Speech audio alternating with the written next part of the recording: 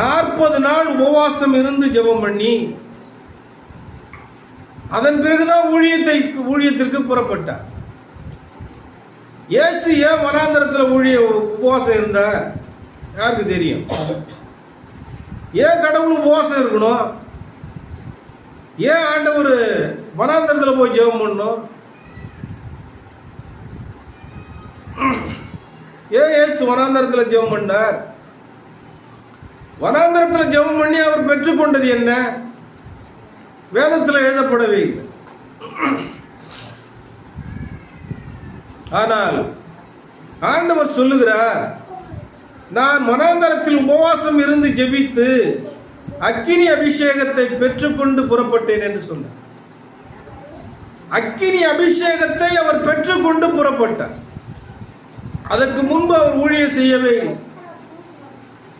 அதற்கு முன்பு அவர் எந்த ஒரு இறைபணியும் செய்யவே இல்லை. 12 வயதில் வசனங்களை அந்த ஆலயத்தில் ஆசாரிகளோடு விவாதித்தாரே தவிர கேள்விகளுக்கு பதில் சொன்னார். அவருடைய ஞானத்தை கண்டு ஆச்சரியப்பட்டார். அதன் பிறகு அவர்களுடைய ஊழியம் எங்கேயுமே நாம் பார்க்கப்படவே இல்லை.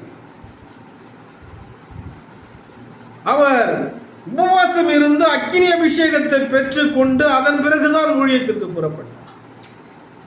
40 நாட்களும் என் பிதா என்னை போஷித்தார் என்று சொன்னார். 40 நாட்களும் பிதாவினால் அவர் போஷிக்கப்பட்டார். பிதா என்னை மன்னாவினால் போஷித்தார் என்று சொன்னார். மன்னா என்றால் ஆவிக்குரிய அவருடைய பிதாவின் வார்த்தை.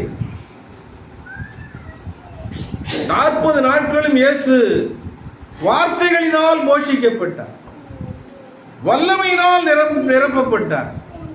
அக்கினி அபிஷேகத்தை பெற்றுக்கொண்டு புறப்பட்டார்.